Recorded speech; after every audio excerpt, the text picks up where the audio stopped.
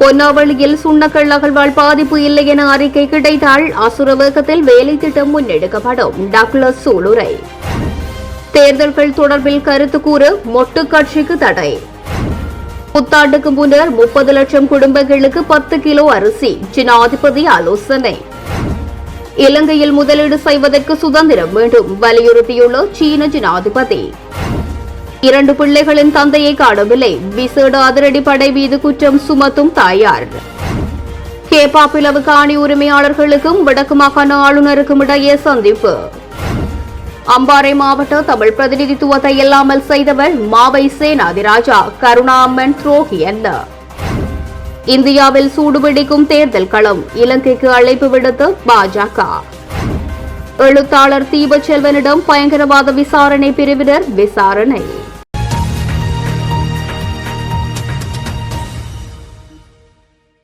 பொன்னாவளியில் சுண்ணக்கல் அகழ்வதால் மக்களுக்கு எந்த பாதிப்பும் இல்லை என ஆய்வறிக்கை கையில் கிடைத்தால் அகழ்வு பணிகளுக்கான நடவடிக்கைகள் அசுர வேகத்தில் முன்னெடுக்கப்படும் என கடற்தொழில் அமைச்சர் டக்ளஸ் தேவானந்தா யாழ்ப்பாணத்தில் சூளுரைத்துள்ளார். யாழ்ப்பாணத்தில் உள்ள இளமக்கள் ஜனநாயக கட்சியின் தலைமை அலுவலகத்தில் இன்றைய தினம் நடைபெற்ற ஊடக சந்திப்பின் போதே அவர் இவ்வாறு தெரிவித்திருக்கின்றார். அனைவருக்கும் வணக்கம். நான் ஒரு கலந்துரையாடலுக்கான ஒரு சந்திப்பாகத்தான் நான் எதிர்பார்த்தது. இருந்தாலும் நாட்டு நடப்புகளை பற்றிய ஒரு கலந்துரையாடல் என்னப்போ தினமும் திரும்பவும் அவதூறுகளை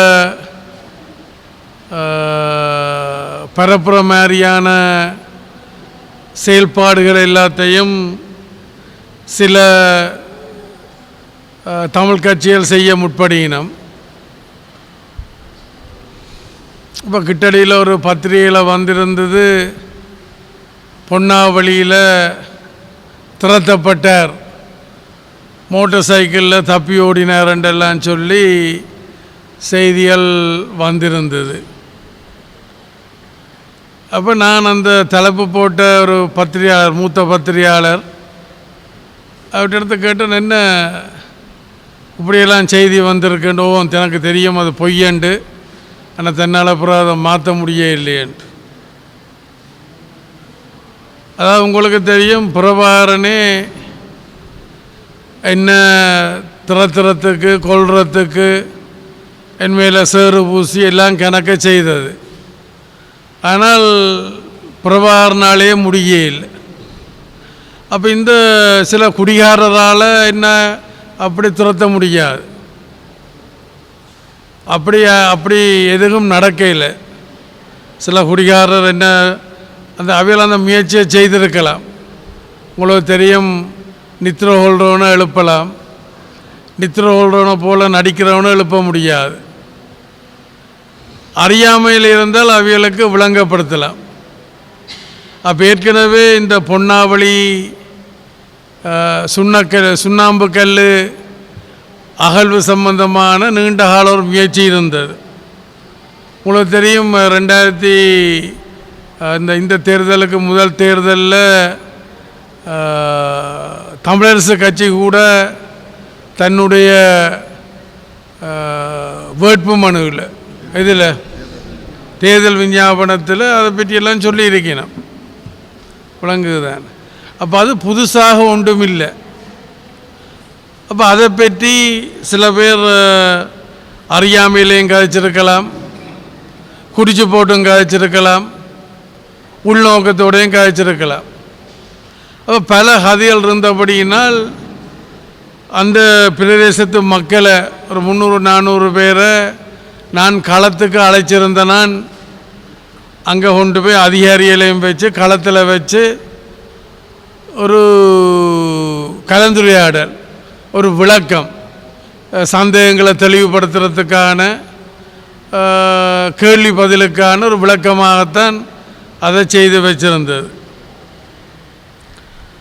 இதை தெரிஞ்சு கொண்ட சில குடிகாரரும் சில அரசியல் உள்நோக்கங்கள் கொண்டவர்களும்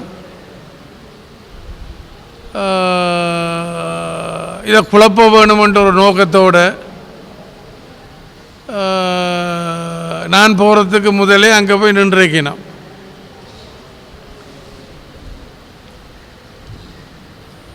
அப்போ நான் போய்க்கல அங்கே அவியல் இருக்கணும்.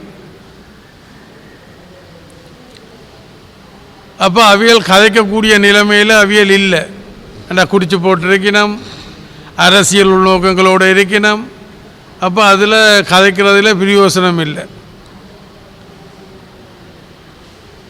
அப்போ திரும்பி வந்தது, ஓடி வரையில் நிதானமாக தான் வந்தது. திரும்பி வருவேன்னு சொல்லி போட்டு நான் வந்தேன்.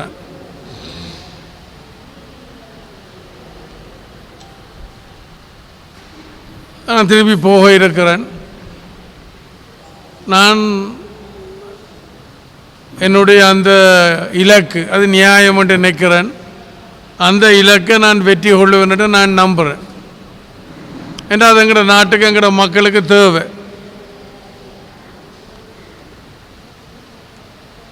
வேலை வாய்ப்புகள், வாழ்வாதாரங்கள், அபிவிருத்திகள் சகலத்துக்கும் அது எங்களுக்கு தேவை. நான் அதை செய்வேன். இப்போ கிட்டடியில் தலைவராக ஒரு கட்சியினுடைய தலைவராக தெரிவு செய்யப்பட்ட என்று சொல்லி அங்கேயும் கள்ள வாக்கு போட்டு முறைகேடாக தெரிவு செய்யப்பட்டவர் என்று சொல்லி அவர் இப்போ அதிலிருந்து வெளியில் நிற்கிறார். ஆனால் உங்களுக்கு தெரியும், அவரே ஒரு முறை தேர்தலில் தான் இத்தனை கள்ள வாக்கு போட்டேன்ட்டு 75 என்று சொல்லி அதே அதை குறைச்சி சொன்னாரோ தெரியல. அதுவும் பதிவில் இருக்குது. ஒரு தேர்தலில் எத்தனாம் ஆண்டு தேர்தல், 2004ஆம் ஆண்டு நாடாளுமன்ற தேர்தலில் ஒரு கட்டித்தனமாக சொல்கிறார், தானும் இத்தனை கள்ளவாக்கு போட்டுண்டு. அதான் 22 எம்பியை தெரிவு செய்யல கள்ளவாக்காளன் அவளை 22 பேரும் தெரிவு செய்யப்பட்டவ. அப்போ தானும் கள்ளவாக்கு போட்டவர் என்றதை அவர் சொல்லியிருந்தார். அவரும் போட்டி போட்டுவார், அவர் போட்டி போடு. அதெல்லாம் குறைச்சி சொன்னாரோ தெரியல. பிறகு அவர் கிட்டடியில் வன்முறையை பற்றி, சண்டித்தனத்தை பற்றி எல்லாம் ஏதோ எல்லாம் சொல்கிறார். உங்களுக்கு தெரியும், தமிழ் இளைஞர்கள் மத்தியில் வன்முறையை தூண்டினது யார்? தமிழரசு கட்சி. நாங்கள் எல்லாம் சிறுவர்களாக இளைஞர்களாக இருக்கையில் தமிழரசு கட்சி தான் வன்முறையை தமிழ் சமுதாயத்துக்குள்ளே கொண்டு வந்தது. தங்களோட சுயலாபத்துக்காண்டி தான் அவை கொண்டவை. அதாவது மாற்று கருத்துள்ளாக்களுக்கு இயற்கை மரணம் அல்ல, மாற்று கருத்துள்ளாக்களுக்கு இயற்கை மரணம் அல்ல, இயற்கை மரணம் இல்லை என்றால் கொல்லப்படேண்டது தான். அப்போ இளைஞர்களாக நாங்கள் இருக்கிற நேரத்தில் எங்களெல்லாம் தூண்டி உசுப்பேற்றி விட்டது.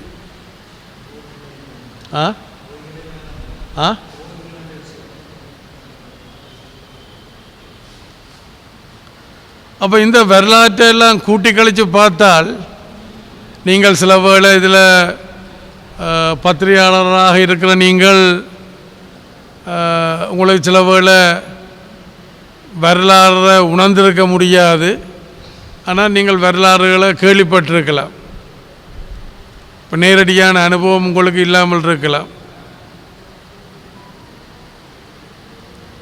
அப்போ தமிழரசு கட்சி தான் வன்முறையை தூண்டி விட்டது, உசுப்பேற்றி விட்டது, ஆரம்பித்து விட்டது. அப்போ இன்றைக்கு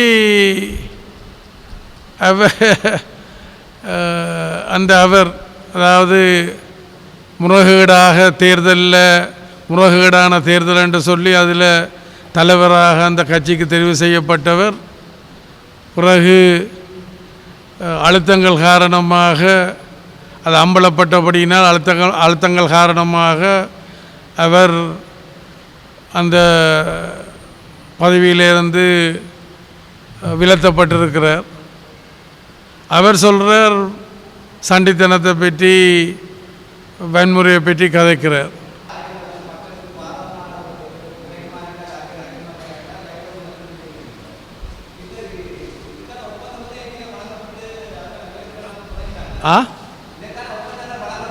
அது இப்போ என்னென்றால் ஒவ்வொரு இதழுக்கும் படிமுறைகள் இருக்குதானே, அந்த படிமுறையெல்லாம் போய்கொண்டு இருக்குது, ஒவ்வொரு கட்டம் இருக்குது. அப்போ இந்த கடைசி கட்டம்தான் இந்த ஆய்வு. நான் தானே திருப்பி ஏற்கனவே ஒரு ஆய்வு ஒன்று இருக்குது, அதில் நான் திருப்தி காணாதபடியினால் திருப்பி இன்னும் பறந்துபட்ட ஒரு ஆய்வை செய்ய வேண்டி இருக்குது. பட் அந்த அதிகாரிகளுக்கு முன்னால் மக்களோடையும் ஒரு கலந்துரையாடல் செய்து இந்த மக்களுக்குரிய சந்தேகங்கள் இருக்குதானே, சில சந்தேகங்களை ஒரு விஞ்ஞானபூர்வமான ஒரு தொழில்நுட்பத்தோடு சம்மந்தப்பட்ட சில வேளை என்னால் அதை விளங்கப்படுத்த முடியாமல் இருக்கலாம். இப்போ அதுக்காண்டி தான் இந்த கூட்டத்துக்கு ஏற்பாடு பண்ண களத்தில் வச்சு அதை காட்டுவோம்ட்டு. ஆனால் அது இதாக போயிட்டு அது திருப்பி செய்ய இருக்கிறேன். இப்போ நான் சொன்னேன் 13வது திருத்த சட்டம் மாநசப முறைமைதான் என்று அன்றைக்கும் சொல்லி கொண்டிருந்தேன். மற்றாக்கள் இல்லை என்றெல்லாம் சொல்லி கொண்டிருந்தவன். இன்றைக்கு எல்லோரும் எதுக்கு வந்திருக்கணும்? நான் அதை கைவிட இல்லையன்றதுக்காண்டி கைவிட இல்லையே. அதுபோல் இவற்றகளுக்கும் பதில் அது என்ன?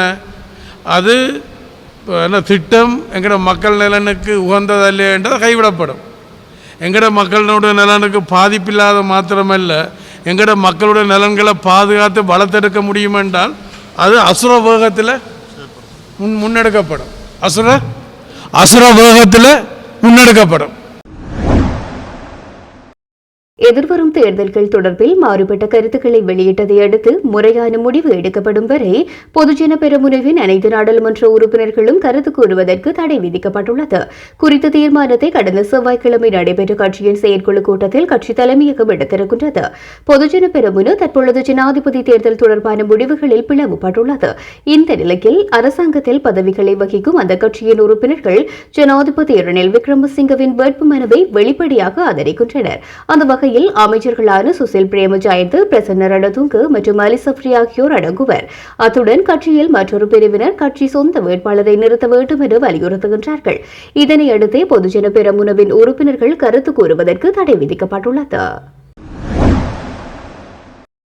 அரசாங்கத்தினால் 10 கிலோகிராம் வீதம் 30 லட்சம் குடும்பங்களுக்கு வழங்குவதற்கு திட்டமிடப்பட்டிருந்த அரிசியை புத்தாண்டுக்கு முன்னதாக வழங்குமாறு ஜனாதிபதி ரணில் விக்ரமசிங்க ஆலோசனை வழங்கியுள்ளார்.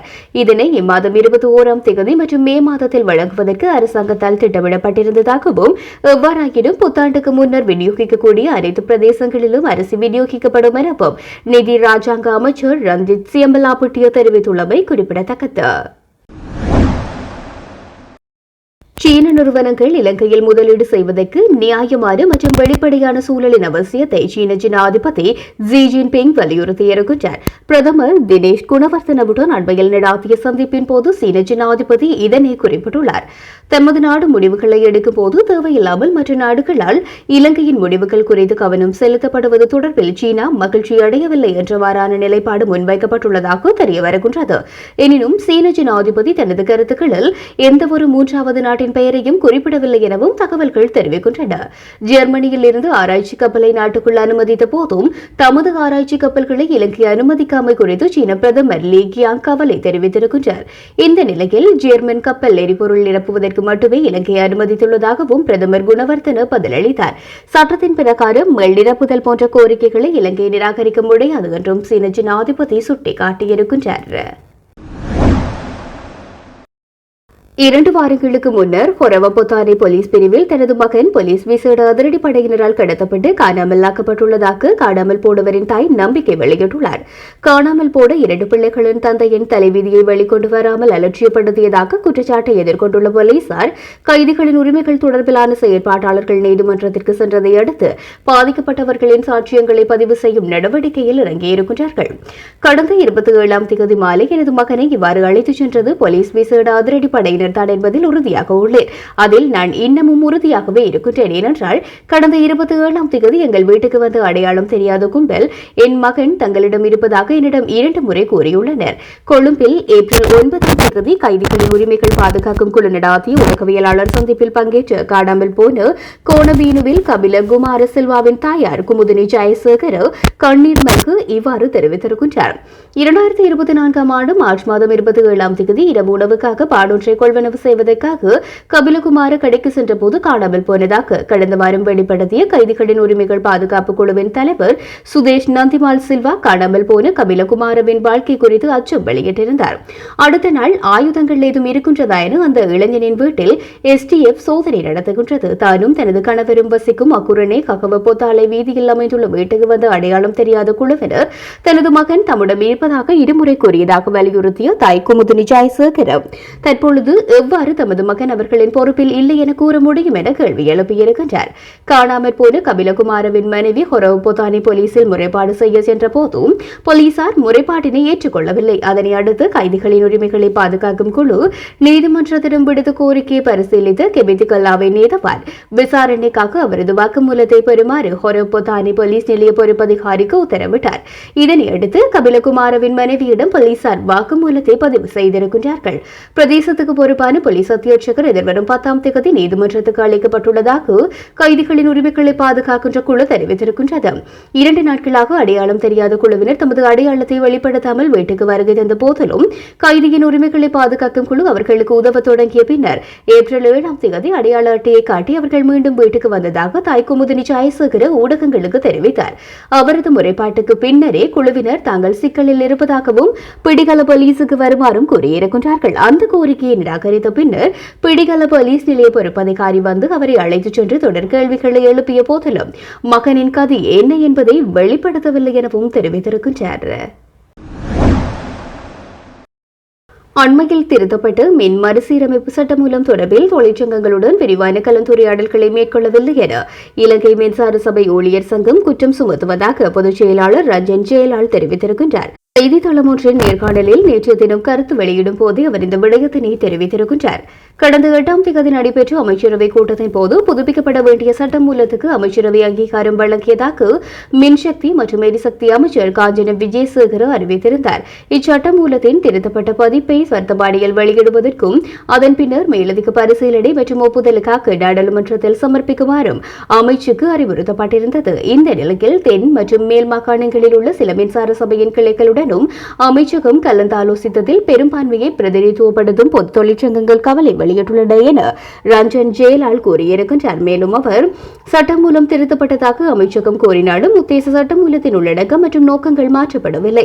ஐக்கிய மக்கள் சக்தியுடன் இணைந்து மின்சார சபை தொழிற்சங்கங்கள் இந்த சட்டமூலம் குறித்து எந்த எதிர்ப்பையும் எழுப்பவில்லை. எனவே முக்கிய எதிர்க்கட்சிகளின் ஆதரவுடன் இந்த சட்டமூலம் நிச்சயமாக நாடாளுமன்றத்தில் நிறைவேற்றப்படும்.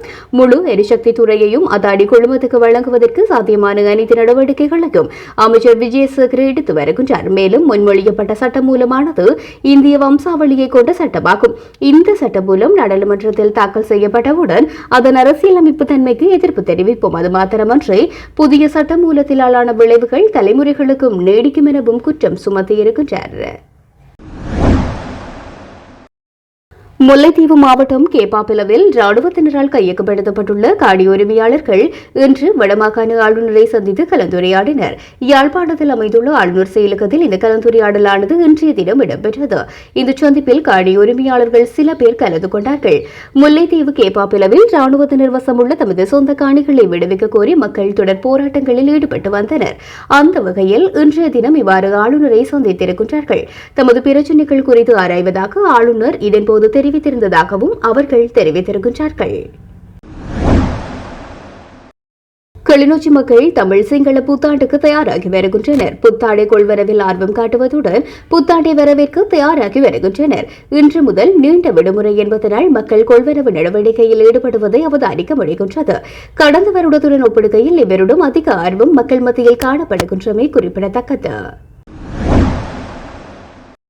தமிழ் மக்களுக்கு பல்வேறு துரோகங்களை தமிழ் தேசிய கூட்டமைப்பினர் செய்திருக்கின்றார்கள். ஆனால் கருணா அம்மான் துரோகங்களை மேற்கொள்ளவில்லை. தற்போது தமிழ் மக்கள் பாராளுமன்ற தேர்தலில் அம்பாறை மாவட்டத்தில் கொடுத்த பதிலடிக்கு பயந்துதான் இந்த தேசிய பட்டியல் உறுப்பினர் பதவியினை தமிழரசு கட்சி மேற்கொண்டிருப்பார்கள் என நம்புகின்றேன். அப்படியாயின் 1994 ஆண்டு அம்பாறை மாவட்டத்தின் தமிழ் பிரதிநிதித்துவத்தை இழப்பதற்கும் அங்குள்ள தமிழ் மக்களின் வாக்குகளை பிரிப்பதற்காகவும் யாழ்ப்பாணத்திலிருந்து வந்து தற்போதைய தமிழ் தேசிய கூட்டமைப்பின் பாராளுமன்ற உறுப்பினர் மாவை சேனா ராஜாதான் காரணம். இதனை யார் சுட்டிக்காட்டுவது என்ற கேள்வியை முன்வைக்க விரும்புகின்றேன் என 2019 ஆண்டு கல்முனை தமிழ் பிரதேச செயலகம் தரம் உயர்த்தப்பட வேண்டும் என்பதற்காக உண்ணாவிரத போராட்டத்தை மேற்கொண்ட கல்முனை ஐக்கிய வணிகர் சங்க நிர்வாக உறுப்பினர் கிருஷ்ணபிள்ளை லிங்கேஸ்வரன் தெரிவித்தார். 2015 ஆண்டு நல்லாட்சி காலத்தில் தமிழரசு கட்சியில 15 பாராளுமன்ற உறுப்பினர்கள் அத்திவாரத்தில் தான் அந்த ஆட்சி 4 வருஷத்துக்கு மேல ஓடிக்கொண்டிருந்தது. ஏன் சொல்றேன்னா, கம்பர்லி என்ற ஒரு ஆளுங்கட்சி உறுப்பினர்களுக்கு கொடுக்கப்பட்ட 30 கோடி ரூபாய் அபிவிருத்தி திட்டம் எதிர்கட்சி பக்கம் இருந்த ஒரே ஒரு கட்சிக்கு வழங்கப்பட்டது. அந்த கட்சி வந்து தமிழரசு கட்சி மட்டும்தான். இலங்கை தமிழரசு டிஎன்ஏ தமிழ் தேசிய கூட்டமைப்பு பாராளுமன்ற உறுப்பினர்கள் அது கொடுக்கப்பட்டது. அந்த வகையில் அந்த அடிகள் சமன் என்ற உறுப்பினர்கள் இவங்க ஆளுங்கட்சிக்கு ஃபுல் ஆதரவாக இருந்தவங்க. அந்த உண்ணாவிரதத்துக்கு பிறகு ஒரு நம்பிக்கையில்லா தீர்மானம் வந்தது. உண்ணாவிரதம் இருக்கிறதுக்கு முன்னொரு நம்பிக்கையில்லா தீர்மானம் ஜேபி கொண்டு வந்த நேரம் அந்த நல்லாட்சிக்கு ஆதரவாக வழங்கி வந்த ரிசாத் பதீர் சார் அவர் 3 பாராளுமன்ற உறுப்பினர்களுடைய ஆட்சிக்கு ஆதரவு கொடுத்திருந்தார். ஒரு கேபினட் மினிஸ்டர், ஒரு டெபுட்டி மினிஸ்டர், அதில் வர்த்தக வாணிகத்துறை அமைச்சராக இருக்கக்கூட அந்த நம்பிக்கையில்லா தீர்மானத்துக்கு ரணில் விக்ரமசிங்க ஐயாவுக்கு ஆதரவாக கையுயர்த்தல் என்றால் வன்னி டிஸ்ட்ரிக்டுக்கு ஒரு முஸ்லீம் ஜிஏ போட்டால் தான் நான் கையுயர்த்துவேன் என்று ஒரு டிமாண்ட் பண்ணி அவருடைய சமூகம் சார்ந்த அவருடைய பிரதேசம் சார்ந்த ஒரு நலனுக்கான ஒரு செயல் திட்டத்தை 3 ஆசனத்தை வச்சு அவரால் செய்யணும் என்றால் 15 ஆசனங்களை வைத்திருந்த இலங்கை தமிழரசு கட்சிக்கு ஏன் இந்த சின்ன டிஎஸ் ஆபீஸ் எடுத்து தர முடியாது? சரிதானே? இப்படி பல துரோகங்களை எங்களுக்கு செய்து போட்டு இன்றைக்கு கருணாமன் வந்து ஓட்டை பிரிச்சுட்டார், எம்பி இல்லை என்று சொல்லி. சரி, அவர் எம்பி இல்லை ஓட்டை பிரிச்சோடனே இவங்க நேஷனலிஸ்ட் கொடுத்தனா, இவங்க விரும்பி வந்து நேஷனலிஸ்ட் கொடுக்கல. இந்த மக்கள் கொடுத்த பதிலடிக்கு பயத்தில் அவங்க கொடுத்ததாக இருக்கலாம். அப்படி தெரிவு செய்யப்பட்ட கலையரசன் வந்து சக்தி மின்னல் நிகழ்ச்சியில முதலாக தெரிவித்த கருத்து என்னென்று சொன்னால், அவர் எப்படி சொல்லியிருக்கணும்? அவர் சொன்ன கருத்து என்னென்றால், கிழக்கு மாகாணத்தில் நியாயமான முஸ்லிம்கள் தமிழர்களால் பாதிக்கப்பட்டிருக்காங்க. இதை சொல்றதுக்கு அம்பாறை மாவட்டத்தில் தமிழ் தேசிய கூட்டமைப்பில் ஒரு பாராளுமன்ற தேசிய பட்டியல் அவர் உண்மையில் எப்படி சொல்லியிருக்கணும்? ஒரு சில நயவஞ்சக தமிழர்களால் நியாயமான முஸ்லிம் தமிழ் மக்களும், அதே போல் ஒரு சில நயவஞ்சக முஸ்லிம்களால் நியாயமான தமிழ் மக்களும் மாற்று இன மக்களால் பாதிக்கப்பட்டிருக்காரு சொன்னா ஏற்றுக்கொள்ளலாம். ஏன்னா யுத்தம் நடந்த காலத்தில் 2 சமூகத்திலே அப்பாவி தமிழர்களும் அப்பாவி முஸ்லிம்களும் பாதிக்கப்பட்டிருக்காரு. அது உண்மை. சரிதான். இப்படி பல துரோகங்களை செய்து இன்றைக்கு எதிர்காலத்தில் டிஎன்ஏ தமிழரசு கட்சி சார்ந்த ஒரு அல்லது தமிழ் தேசியம் சார்ந்த ஒரு பாராளுமன்ற உறுப்பினரை எடுக்கிறதுக்குரிய முயற்சியை தான் அவர்கள் செய்கிறார். அவர்கள நலனுக்காகத்தான் இது காய் நகர்த்தப்படுது என்றதான் எனக்கு மிகப்பெரிய மனவேதனை. அடுத்தது போன பாராளுமன்ற தொகுதியில் 31,000 வாக்குகளை கப்பல் கட்சி பெற்றது. அதுக்கு அடுத்தது டிஎன்ஏ 25,000 வாக்குகளை பெற்றார். கருணாமானோ அல்லது கப்பல் கட்சியோ எப்படி வாக்கு பிரிச்சுன்னு சொல்லிடும். ஏன்னா கூடுதலான வாக்கை எடுத்தவர்களுக்கு முன்னுரிமை கொடுக்கும். அதோட குறைய வாக்கு எடுத்தவர்களுக்கு மக்கள் செல்வாக்கு குறைய அவங்க தான் விட்டு கொடுத்துருவோம். அடுத்தது என்னன்னா ஏறக்குறைய 3 லட்சம் 2.5 லட்சத்துக்கு மேற்பட்ட வாக்குகளில் உள்ள முஸ்லிம் சமூகத்தினர் 4 கட்சியில கேட்டு 4 பாராளுமன்ற உறுப்பினர்களை இவர்களால் பெற முடியும் என்றால் 98,000 வாக்கு, ஏறக்குறைய 1 லட்சத்துக்கு கொஞ்சம் குறைவுள்ள 98,000 வாக்குகளை உள்ள அம்பாறை மாவட்ட தமிழர்கள் 2 கட்சியில 2 அணியா கேட்டு ஒரு பாராளுமன்ற உறுப்பினர் இருக்கிறார். முக்கிய பிரச்சனை என்ன நடந்தது என்று சொன்னால், கருணாமான் பாரத தமிழ் தேசிய கூட்டமைப்பு சார்ந்த வாக்காளர்கள் 25,000 பேரும், இது கருணாமான் கட்சிக்கும் தமிழ் தேசிய கூட்டமைப்புக்கும் எதிரான 12,500 பேர், 37,500 பேர் விரும்பல். அதே போல தமிழரசு கட்சி பாரத்தை கருணாமான் கட்சிக்கு ஆதரவான 31,000 பேரும், தமிழரசு கட்சிக்கும் கருணாமனுக்கும் எதிரான 12,500 48,500 பேர் தமிழரசு கட்சிக்காரர்கள். இதில் இடைப்பட்ட இருக்கிற 12,500 வாக்குகள் அதாவுல்லா கட்சிக்கு, டெலிபோனுக்கு, மொட்டுக்கு, வீணைக்கு, சைக்கிளுக்கு, ஏபிக்கு, இப்படி பல கட்சிகளுக்கு 12,500 வாக்குகள் தமிழர்கள் வாக்கு சிதறடிக்கப்பட்டது. அந்த சிதறடிக்கப்பட்டது காரணமாக தான் 216 வாக்குகள் கல்முனையில அம்பாறை மாவட்டத்தில் சைக்கிள் கட்சிக்கு சேர்ந்து ஒரு நேஷனலிஸ்ட் வந்தது அவங்களுக்கு. இந்த 12,500 வாக்கில் 50% வாக்கு அல்லது ஒரு 60% வாக்கு ஏதாவது ஒரு கட்சிக்கு போயிருக்கும் என்றால் அந்த கட்சி சார்ந்த ஒரு பாராளுமன்ற உறுப்பினர் 2020 தெரிவு செய்யப்பட்டிருப்பார். நான் கருணாமானுக்கு சார்பாக வேலை சென்றதுக்காக கதைக்கல, தமிழரசு கட்சிக்காராக கருணாமான் வந்து வாங்க பிரிச்சென்றது என்ன பொறுத்தமட்டில் போய் அப்படி என்றால் 94ஆம் ஆண்டு யாழ்ப்பாணத்திலிருந்து வந்து முன்னாள் தமிழரசு கட்சி தலைவர் மாவை சேனாதி ராஜாவும் அம்பாறை மாவட்டத்தில் வாக்கு பிரித்து தமிழ் பாராளுமன்ற உறுப்பினர் இல்லாமல் தானே, அதை யார் சுட்டி காட்டுறது? சுதந்திரம் எங்களது பிறப்புரிமை, அதை இன்னொருவர் எமக்கு எழுதி தர வேண்டிய அவசியமில்லை, அதை இன்னொருவர் பறிக்கவும் முடியாது என யாழ்ப்பாண பல்கலைக்கழக துணைவேந்தர் ஸ்ரீ சற்குணராஜா தெரிவித்திருக்கின்றார். சுதந்திர காற்றை நீங்களாக சுவாசிக்க முடியாது, முன்னெடுப்புகள் இல்லாமல் எதையும் சாதித்துவிட முடியாது. இந்தியா ஒரு பெரிய நாடு, எத்தனையோ மொழிகளையும் எல்லைகள் அனைத்திலும் பயங்கரமான பிரச்சினைகளை கொண்டதொரு நாடு. ஆனால் அங்கு எல்லாமே இருக்கின்றது. தமிழ் மக்கள் தங்கள் பாதையை எவ்வாறு அமைத்துக் கொள்ள வேண்டும் என்பதில் கவனம் செலுத்த வேண்டும். அதற்காக புரட்சிதான் செய்ய வேண்டும் என்று நான் சொல்லவில்லை. அவ்வாறு சொல்லிவிட்டு நான் வீட்டுக்கு செல்ல முடியாது. யூதர்கள் அல்லது பாலஸ்தீனியர்கள் முன்னர் எங்கு கண்டாலும் தங்களின் அடுத்த சந்திப்பு ஜெருசலேமில் என்று கைதட்டுவார்கள். நாங்கள் எங்களின் அடுத்த சந்திப்பு யாழ்ப்பாணத்தில் என்று கைதட்டுகின்றோமா? தற்போது தேசியம் கதைக்கின்றவர்கள் ஆசியாவிலே பிஸியானவர்கள். வாழ்வதோ கொழும்பில். லண்டன் குடியுரிமையும் கொண்டுள்ள அவர்கள் நாடாளுமன்ற உறுப்பினர்கள் என்ற சிறப்புரிமையையும் கொண்டிருக்கின்றார்கள். பலஸ்தீனம் போன்று எமது மண் பறிபோகவில்லை. நாங்கள் தற்போது பலஸ்தீனியர்கள் போன்று அகதி முகாம்களிலும் இருக்கவில்லை. எங்கள் தாய் நிலத்தை பாதுகாப்பதற்கான போதிய அறிவு மத்தியில் இருக்கின்றது. ஒரு பிரச்சனையை தீர்ப்பதற்கு புரிந்துணர்வு பண்பு ஒவ்வொருத்தருக்கும் தேவையானதொன்று. ஆக்கிரமிக்கும் இனத்தின் செயற்பாடுகளை தமிழ் மக்கள் புரிந்து கொண்டு தங்களை பாதுகாக்க வேண்டும் என்றார். எழுத்தாளர் தீபச்செல்வனை பயங்கரவாத விசாரணை பிரிவினர் இன்று விசாரணைக்கு உட்படுத்தியிருக்கின்றார்கள். ஈழத்தின் மூத்த எழுத்தாளர் ந. யோகேந்திரநாதனின் நாவல் வெளியீட்டு நிகழ்வை நடத்தியமைக்காகவே இவ்வாறாக விசாரணை இடம்பெற்றது. புத்தகம் விடுதலை புலிகள் இயக்கத்தை மீள உருவாக்கும் நோக்கில் எழுதப்பட்டதா என்றும் விசாரணையின் போது கேட்கப்பட்டது. இதேவேளை குறித்த புத்தகத்தின் வெளியீட்டு விழாவை நீங்கள் ஏன் நடத்தினீர்கள் என்றும் கேட்டார்கள். கிளிநொச்சியின் மூத்த எழுத்தாளர் ந. யோகேந்திரநாதனை மதிப்பளிப்பு செய்யும் நோக்கிலேயே வெளியீட்டு விழாவை நடத்தியதாக கூறினேன். இன்று காலை 11 மணிக்கு ஆரம்பிக்கப்பட்ட விசாரணை சுமார் 2.5 மணி நேரத்துக்கும் மேலாக இடம்பெற்றது என தீபச்செல்வன் தெரிவித்திருக்கிறார்.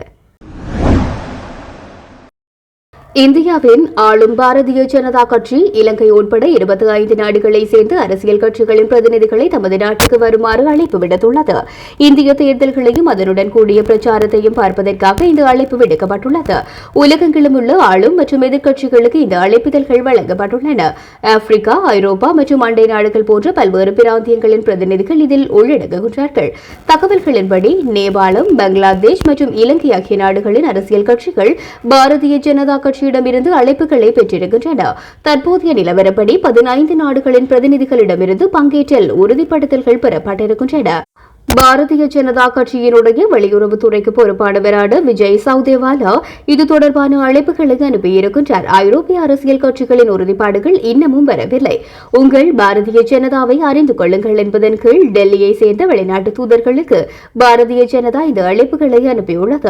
97 கோடி வாக்காளர்களுடன் இந்தியாவின் 7 கட்ட பொதுத் தேர்தல் ஏப்ரல் 19ஆம் தேதி ஆரம்பித்து ஜூன் 4ஆம் தேதி முடிவுகள் அறிவிக்கப்பட்டவுடன் முடிவடைகின்றமை குறிப்பிடத்தக்கது.